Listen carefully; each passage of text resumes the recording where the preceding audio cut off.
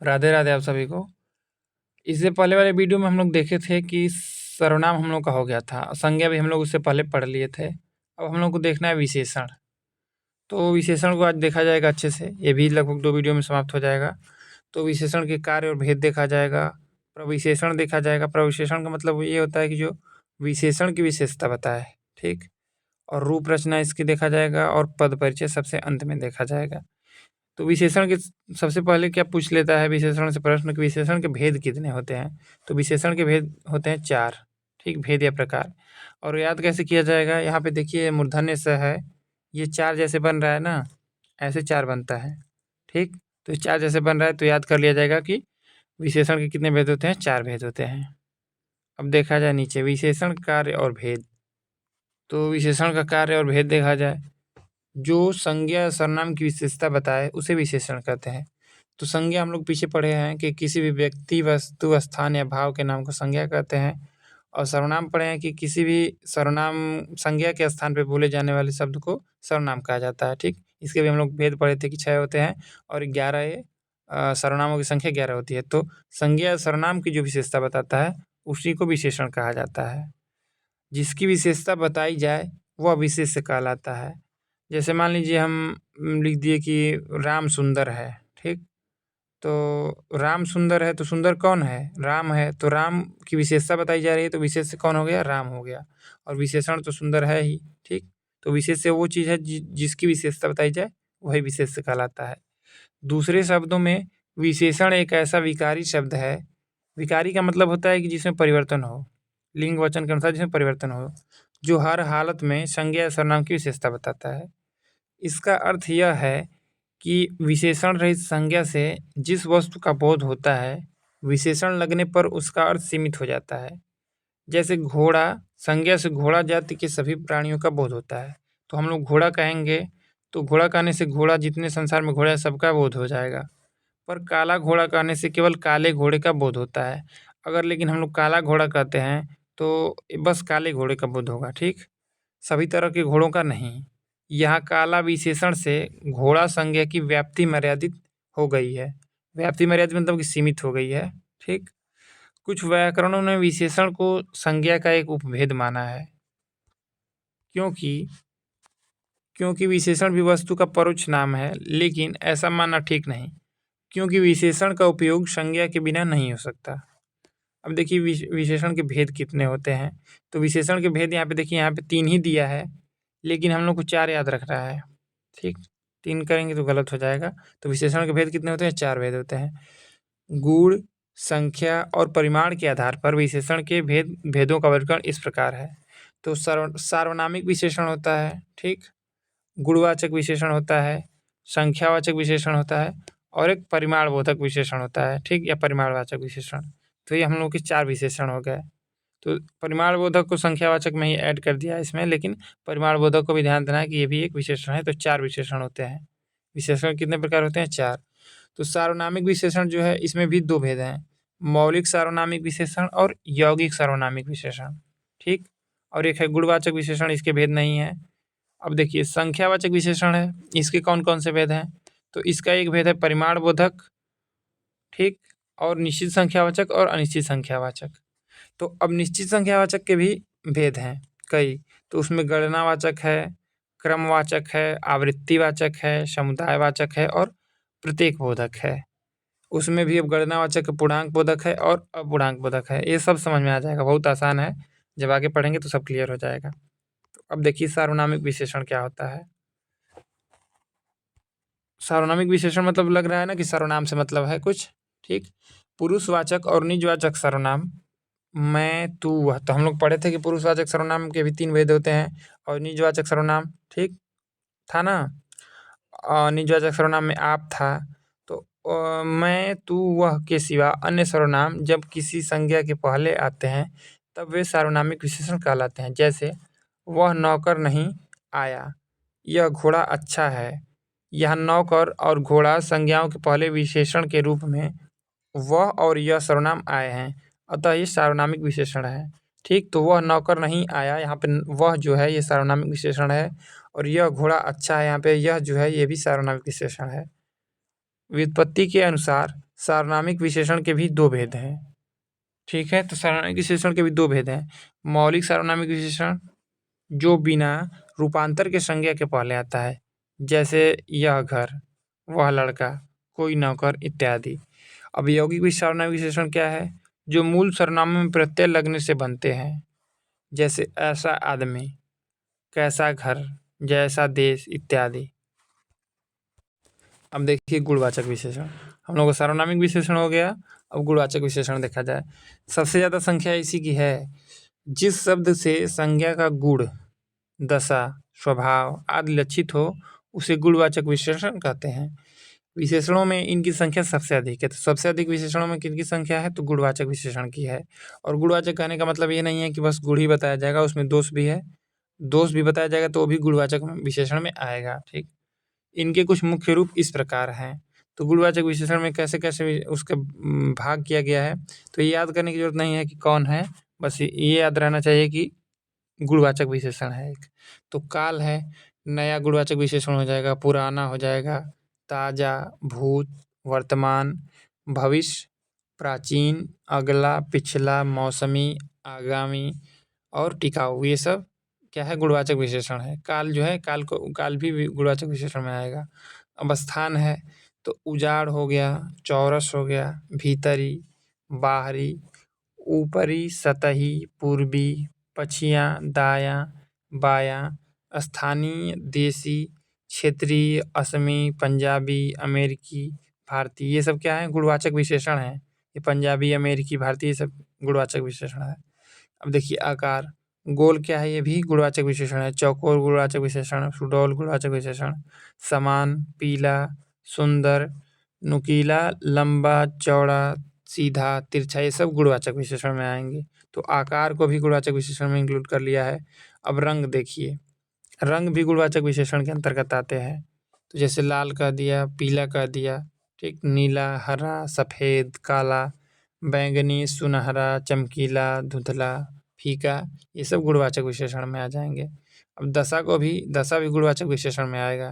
ठीक, तो जैसे दुबला कह देंगे तो ये भी गुणवाचक विशेषण है। पतला, मोटा, भारी, पिघला, गाढ़ा, गीला, सूखा, घना, गरीब, उद्यमी, पालतू, रोगी।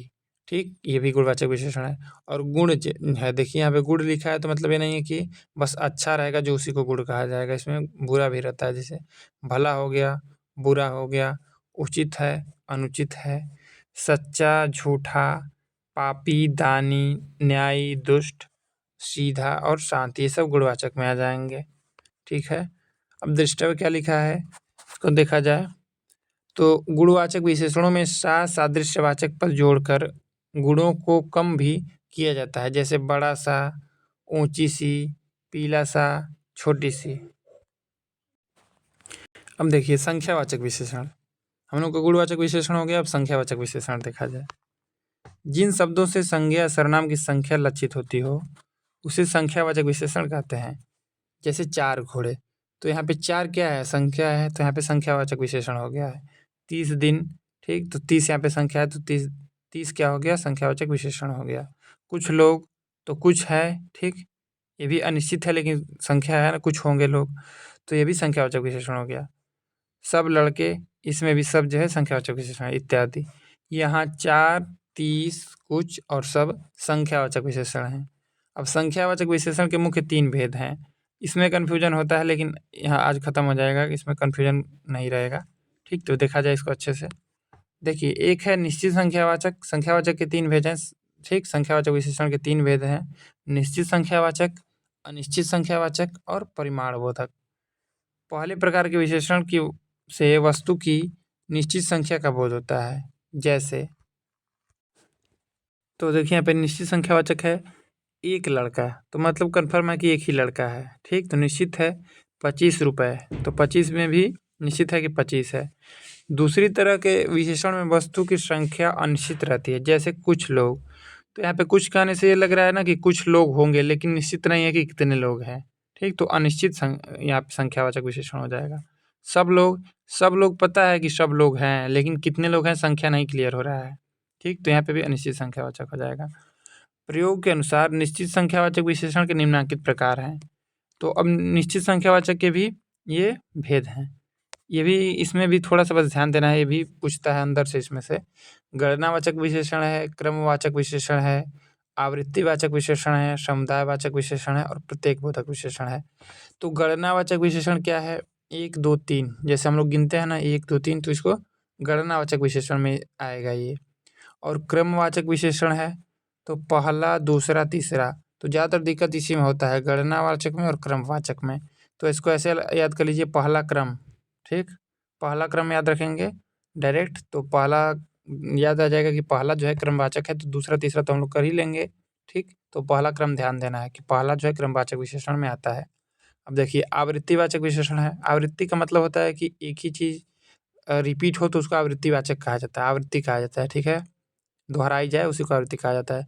जैसे दूना हो गया, ठीक, तिगुना हो गया, तो 3 गुना इसका मतलब है। दूना दूना का मतलब 2 गुना, चौगुना का मतलब 4 गुना। तो ये क्या है? आवृत्ति हो रही है। तो ये आवृत्तिवाचक विशेषण हो गया। अब देखिए समुदायवाचक विशेषण, दोनों, तीनों, चारों। समुदाय का मतलब जैसे भीड़ जहाँ पे रहती है उसको समुदाय कहा जाता है ना। एक से ज़्यादा रहेगा तो समुदाय कहा जाएगा। तो दोनों है, ठीक, तीनों, चारों, तो ये क्या है? समुदायवाचक विशेषण है, ठीक, बहुवचन में हो जा रहा है। अब देखिए प्रत्येक बोधक विशेषण, तो प्रत्येक है, हर एक है, दो दो है, सवा सवा है, तो ये प्रत्येक बोधक विशेषण में आएगा, ठीक। अब देखिए गणनावाचक संख्यावाचक विशेषण के भी दो भेद हैं। तो इसमें कौन कौन भेद हैं? पूर्णांक बोधक विशेषण और पूर्णांक बोधक। तो पूर्णांक बोधक में कौन है? 1 2 4 100 1000। तो ये कहने से एकदम समझ में आ रहा है कि 1 2 4 100 1000 ये सब पूर्णांक में है। लेकिन अपूर्णांक बोधक विशेषण कौन कौन है? जैसे पाव, ठीक, तो निश्चित नहीं है पाव ना, ठीक, आध, पौन, सवा, तो ऐसे जो रहेगा उसको क्या कहा जाएगा? अपूर्णांक बोधक विशेषण कहेगा। जो मतलब पूर्णांक में ना हो, जैसे 1 2 3 4 ऐसे है तो पूर्णांक में है, लेकिन ये सब पूर्णांक में नहीं है, तो इसको अपूर्णांक बोधक विशेषण कह दिया गया है। पूर्णांक बोधक विशेषण शब्दों में लिखे जाते हैं या अंकों में। बड़ी बड़ी निश्चित संख्याएं अंकों में और छोटी छोटी तथा बड़ी बड़ी अनिश्चित संख्याएं शब्दों में लिखनी चाहिए। अब देखिए परिमाण बोधक विशेषण, बोधक विशेषण को देख लिया जाए, अंतिम हम लोग का है ये विशेषण। संख्यावाचक विशेषण का एक मुख्य भेद परिमाण बोधक है। यह किसी वस्तु की नाप या तौल का बोध कराता है। तो हम लोग परिमाण बोधक विशेषण मतलब जैसे जिसको हम लोग नाप सकें, ठीक, या मापा जा सके या नापा जा सके, वो परिमाण बोधक विशेषण में आ जाएगा। जैसे शेर भर दूध, ठीक, तो दूध को लीटर में नापा जाता है ना, तो ये जिसको नापा जाता है उसको परिमाण बोधक में विशेषण में आ जाएगा, ठीक। तो यहाँ पे शेर क्या हो गया? परिमाण बोधक विशेषण हो गया। तोला भर सोना, तो तोला क्या हो गया? परिमाण बोधक विशेषण हो गया। थोड़ा पानी, कुछ पानी, ठीक। और यहाँ पे संख्यावाचक नहीं होगा क्योंकि ये क्या है? इसको नापा जा सकता है, ठीक, तो इसीलिए हम लोग इसको परिमाणवाचक में रख रहे हैं, ठीक है। बस यहाँ पे कुछ लोग कह देगा तो अनिश्चित संख्यावाचक हो जाएगा, क्योंकि लोगों को हम लोग गिन सकते हैं, लेकिन पानी को थोड़े कोई गिन सकता है, और सोना को थोड़े कोई गिन सकता है, दूध को थोड़े कोई गिन सकता है। तो ये परिमाणबोधक विशेषण में आ जाएगा। जैसे सब धन है और घी लाओ इत्यादि, ठीक। यहाँ पे निश्चय और अनिश्चय के आधार पर परिमाणबोधक विशेषण के दो भेद किए गए हैं। तो निश्चित परिमाणबोधक विशेषण और अनिश्चित परिमाणबोधक विशेषण। तो इसमें भी परिमाणबोधक विशेषण में भी दो हैं, निश्चित और अनिश्चित। जो जैसे यहाँ पे कह रहा है 2 सेर घी, ठीक, तो घी को हम लोग तो गिन सकते नहीं है, तो परिमाणबोधक में आएगा और तौला जाता है इसको। तो 2 सेर क्या है? निश्चित है। 10 हाथ जगह, ठीक, तो 10 हाथ भी यहाँ पे निश्चित है। 4 गज मलमल, तो यहाँ पे भी 4 गज जो है ये भी निश्चित है। लेकिन अनिश्चित परिमाणबोधक विशेषण क्या है? यहाँ पे दिया है बहुत दूध, तो दूध है लेकिन पता नहीं है कि कितना है, बहुत है, 1 लीटर है, 2 लीटर है, नहीं पता है, तो क्या है? अनिश्चित परिमाणबोधक हो गया। सब धन है, तो धन है लेकिन पता नहीं है कि कितना धन है, सब है, तो अनिश्चित हो गया। पूरा आनंद, तो पूरा है लेकिन ये पूरा का मतलब ही नहीं है कि पूरा कितना होता है, एक पूरा होगा कि 2 पूरा होगा, ठीक, ये नहीं पता है, तो अनिश्चित परिमाणबोधक विशेषण ये हो जाएगा। तो हम लोगों का यहाँ पे विशेषण हो गया समाप्त। अब देखा जाएगा प्रविशेषण को, ठीक। तो जो विशेषण की विशेषता होता है उसे प्रविशेषण कहते हैं। तो इसको देखा जाए, हिंदी में कुछ विशेषणों के भी विशेषण होते हैं, इन्हें प्रविशेषण कहते हैं। जैसे राम बहुत तेज विद्यार्थी है, इसमें तेज विशेषण है और उसका भी विशेषण है बहुत। तो जैसे यहाँ पे कह रहा है ना, राम बहुत तेज विद्यार्थी है। तो राम जो है विद्यार्थी है, तेज है, ठीक। राम क्या है, विद्यार्थी है और तेज है। तो तेज इसका विशेषता बता रहा है कि राम तेज विद्यार्थी है, लेकिन उसमें भी बहुत तेज है। तो बहुत क्या हो गया, प्रविशेषण हो गया। वो तेज की विशेषता बता रहा है बहुत, तो वो हो गया प्रविशेषण। मतलब जो विशेषण की विशेषता बताया उसको प्रविशेषण कहा जाता है, ठीक। इसको अंतर विशेषण भी कहा जाता है। अब देखिए, इसमें तेज विशेषण है और उसका भी विशेषण है बहुत। निम्नलिखित वाक्यों में मोटे काले अक्षरों में छपे शब्द प्रविशेषण हैं। क्षत्रिय बड़े साहसी होते हैं। तो क्षत्रिय क्या होते हैं, साहसी होते हैं, ठीक। उसमें भी बड़े साहसी होते हैं, तो बड़े क्या है, प्रविशेषण है, ठीक। तो साहसी तो विशेषता बता ही रहा है, उसमें बड़े क्या हो जा रहा है, इसका प्रविशेषण हो जा रहा है। अर्चना अत्यंत सुंदर है, ठीक। तो ऐसे कहता कि अर्चना सुंदर है, तो सुंदर विशेषण हो जाता है, लेकिन सुंदर में भी अत्यंत सुंदर है, तो अत्यंत क्या हो जा रहा है, यहाँ पे प्रविशेषण हो जा रहा है। कश्मीरी सेब सिंदूरी लाल होता है। तो कश्मीरी सेब लाल होता ही है, ठीक। लेकिन लाल में भी सिंदूरी दे दिया है, तो लाल की विशेषता बता रहा है कि लाल में भी सिंदूरी लाल होता है, तो ये प्रविशेषण हो गया। पंडित कामता प्रसाद गुरु ने इसे अंतर विशेषण कहा। तो ये भी पूछ लेता है कि प्रविशेषण को अंतर विशेषण किसने कहा, तो पंडित कामता प्रसाद गुरु ने कहा है, ठीक। अब इसका रूप रचना देखा जाए, ये तो प्रविशेषण हो गया। विशेष और विशेषण में संबंध है, तो ये भी यहाँ से प्रश्न बनता है। वाक्य में विशेषण का प्रयोग दो प्रकार से होता है। कभी विशेषण विशेष्य के पहले प्रयुक्त होता है और कभी विशेष्य के बाद। अतः प्रयोग की दृष्टि से विशेषण के दो भेद हैं, विशेष विशेषण और विधेय विशेषण। यहाँ पे कन्फ्यूजन होता है, लेकिन आज क्लियर कर लिया जाएगा विशेष विशेषण क्या होता है और विधेय विशेषण क्या होता है। तो पूछेगा कि मतलब कि वाक्य में, हाँ, पूछेगा कि वाक्य में प्रयोग की दृष्टि से विशेषण के कितने भेद होते हैं, तो दो बताया जाएगा, विशेष विशेषण और विधेय विशेषण। तो ये भी प्रश्न ध्यान रखना है। तो अब देखा जाए कि विशेष विशेषण क्या होता है, ठीक। जो विशेष के पूर्व आए वह विशेष विशेषण होता है। जैसे सतीश चंचल बालक है, प्रभा सुशील कन्या है। तो देखिए क्या है कि जो विशेष के पूर्व आए वह विशेष विशेषण होता है, ठीक। तो देखिए यहाँ पे दिया है ना कि सतीश चंचल बालक है। तो चंचल कौन है, बालक है। सतीश पे ध्यान नहीं देना है, ठीक। चंचल कौन है, बालक है। तो बालक जो है इसी की विशेषता बता रहा है कि चंचल है। तो बालक क्या हो गया, ये विशेष से हो गया और ये चंचल विशेषण हो गया। तो ये क्या है कि विशेष से जो है उसके पहले आ रहा है विशेषण, तो ये हो जाएगा विशेष से विशेषण। तो पहले को ध्यान देना है, ठीक है, कि विशेष से के पहले आएगा तो विशेष से विशेषण हो जाएगा, ठीक। और बाद में आएगा तो विधेय विधेय विशेषण हो जाएगा, विधेय विशेषण, ठीक। अब देखा जाए, इन वाक्यों में चंचल और सुशील क्रमशः बालक और कन्या के विशेषण हैं। यहाँ पे सुशील कन्या है, प्रभा सुशील कन्या है, तो यहाँ पे कन्या की विशेषता बता रहा है, ठीक, प्रभा की नहीं, ये ध्यान देना है, ठीक है। जातिवाचक संज्ञा को ज़्यादा इसमें देना है, ठीक है। तो इसमें क्या करना है, जातिवाचक संज्ञा को ज़्यादा महत्व देना है। चंचल बालक है, तो यहाँ पे सतीश को नहीं ध्यान देना है कि सतीश चंचल है। चंचल कौन है, बालक है, तो बालक की विशेषता बता रहा है ना, ठीक। तो ये हो जाएगा विशेष विशेषण। देखिए अब यहाँ पे इन वाक्यों में चंचल और सुशील क्रमशः बालक और कन्या के विशेषण हैं, अतः ये दोनों विशेष विशेषण हैं। अब देखिए, जो विशेषण विशेष्य और क्रिया के बीच आए उसे विधेय विशेषण कहते हैं। इसमें दोनों बस ध्यान रख लीजिएगा थोड़ा सा, ये इसमें से प्रश्न मिल जाएगा एक। जो विशेषण विशेष्य और क्रिया के बीच आए उसे विधेय विशेषण कहते हैं। जैसे मेरा कुत्ता काला है, तो मेरा कुत्ता काला है, तो कुत्ता पहले आ जा रहा है, तो कुत्ता की विशेषता बताया जा रहा है ना, और काला बाद में है, तो विशेषण बाद में आ रहा है, ठीक। पहले विशेष से आ जा रहा है, तो पहले विशेष से आ जाएगा तो वहाँ पे विधेय विशेषण हो जाएगा।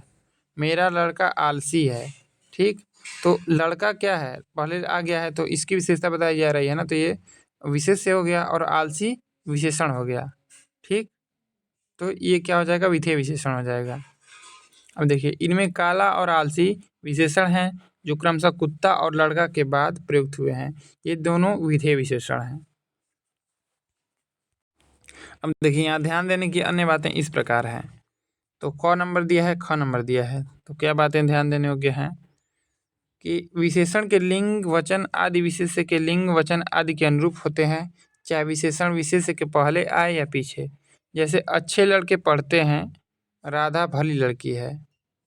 यदि अब दूसरा नियम क्या करा कि यदि एक ही विशेषण के अनेक विशेष्य हों तो विशेषण के लिंग और वचन समीप वाले विशेष्य के लिंग वचन के अनुसार होंगे। जैसे नए पुरुष और नारियां, नई धोती और कुर्ता। तो यहाँ पे नए पुरुष है ना और नारियां भी है, तो ये पुरुष के अनुसार चेंज हुआ है नए, ठीक। और नई धोती और कुर्ता तो धोती के अनुसार यहाँ पे नई हो गया है। अब विशेषणों की रचना देखा जाए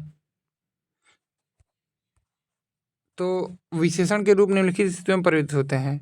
रूप रचना की दृष्टि से विशेषण विकारी और अविकारी दोनों होते हैं। अविकारी विशेषण के रूपों में परिवर्तन नहीं होते, वे अपने मूल रूप में बने रहते हैं। जैसे लाल, सुंदर, चंचल, गोल, भारी, सुडौल इत्यादि।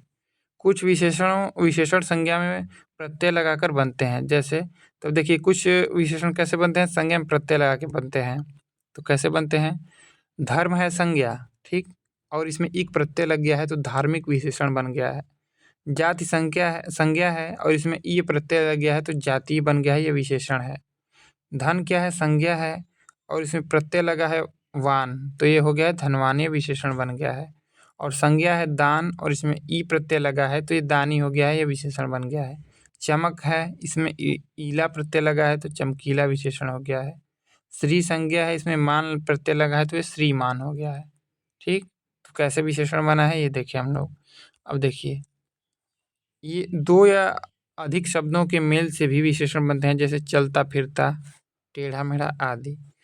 आकारांत विशेषण लिंग वचन और कारक के अनुसार बदलकर ए या ई रूप बन जाते हैं। जैसे तो देखिए यहाँ पे दिया है, पुल्लिंग में दिया है एक वचन, काला है, बड़ा है, ऐसा है। तो काला क्या है, स्त्रीलिंग बन जाएगा, काली हो जाएगा। बड़ा क्या है, विशेषण है भी, ये बड़ी हो जाएगा। ऐसा है, ऐसी हो जाएगा, ठीक। अब देखिए काले है, बड़े है, ऐसा है, इसका सेम इसका इसका भी यही रहेगा, ठीक। काली, बड़ी, ऐसी, ठीक है। अब देखिए 5वां नंबर नियम क्या कह रहा है कि सार्वनामिक विशेषण भी वचन और कारक के अनुसार उसी तरह रूपांतरित होते हैं जिस तरह सर्वनाम। जैसे वह बालक है तो वे बालक हो जाएगा बहुवचन इसका, उस लड़के का तो उन लड़कों का, ऐसे हो जाएगा। अब देखिए 6वां नंबर नियम क्या है, जब संज्ञा का लोप रहता है और विशेषण संज्ञा का काम देता है तब उसका रूपांतर विशेषण के ढंग से नहीं, संज्ञा के ढंग से होता है। सामान्यतः विशेषण के साथ परसर्ग नहीं लगता, विशेष्य के साथ लगता है, किंतु संज्ञा बन जाने पर विशेषण पद के साथ परसर्ग लगता है। जैसे बड़ों की बात माननी चाहिए, वीरों ने सब कुछ कर दिखाया, उसने सुंदरी से पूछा, विद्वानों का आदर करना चाहिए। अब इसके बाद देखिए तुलनात्मक विशेषण है, इसके बाद तुलनात्मक विशेषण, ठीक,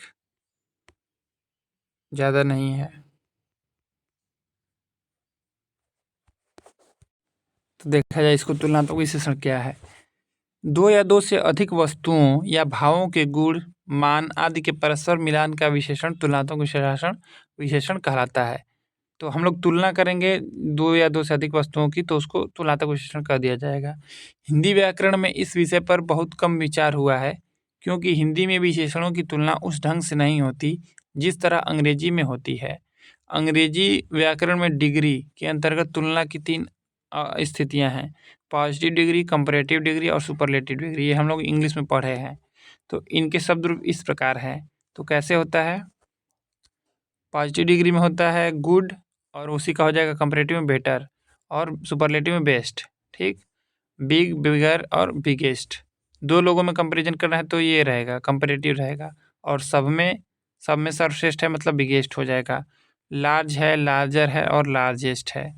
अगली है, अगलियर है और अगलीएस्ट है। इन उदाहरणों से स्पष्ट है कि अंग्रेजी में विशेषणों की तुलना करते समय शब्दों के रूप बदल जाते हैं। हिंदी की स्थिति अंग्रेजी से भिन्न है। हिंदी में तुलना करने पर विशेषणों के रूप ज्यों के त्यों रहते हैं, उनमें विकार या परिवर्तन नहीं होता। कुछ उदाहरण इस प्रकार हैं। तो देखिए यहाँ पे है उदाहरण, श्याम मोहन से अधिक ईमानदार है। तो श्याम और मोहन में तुलना की जा रही है, ठीक। तो बस अधिक लगा दिया जा रहा है तो हो जा रहा है तुलना। श्याम मोहन से अधिक ईमानदार है। दिलीप की पुस्तक प्रदीप से कीमती है, ठीक। अनूप अपने वर्ग में सबसे तेज विद्यार्थी है। तो यहाँ पे सबसे हो जा रहा है, ठीक। तो इसमें वैसी कोई बात नहीं है जैसे अंग्रेजी में हो रहा है। कंपैरेटिव डिग्री, पॉजिटिव डिग्री और सुपरलेटिव ऐसे कुछ बात नहीं है यहाँ पे। अब देखिए, इन वाक्यों में ईमानदार, कीमती और तेज विशेषण हैं। दो व्यक्तियों की तुलना से इन शब्दों के रूप नहीं बदले।